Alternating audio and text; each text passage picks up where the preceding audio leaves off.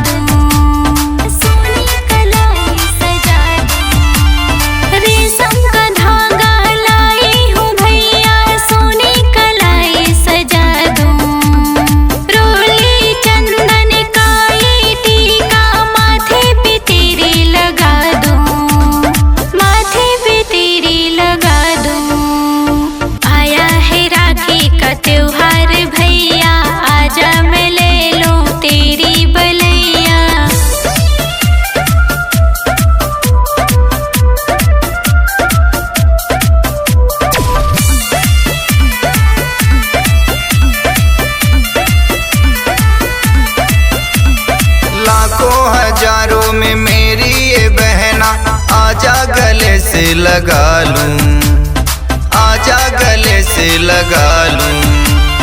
लाखों हजारों में मेरी ये बहना, आजा गले से लगा लूं, आजा गले से लगा लूं। दुनिया की नजर न लागे, सबसे मैं तुझको बचा लूं, बचा लूं। आया है राखी का त्योहार बहना, मेरी ये बहना का क्या है ये कहना। आया है राखी का त्योहार भैया, आजा मैं ले लो तेरी ये बलैया, तेरी ये बलैया। हो आया है राखी का त्योहार भैया, आजा मैं ले लो तेरी ये बलैया।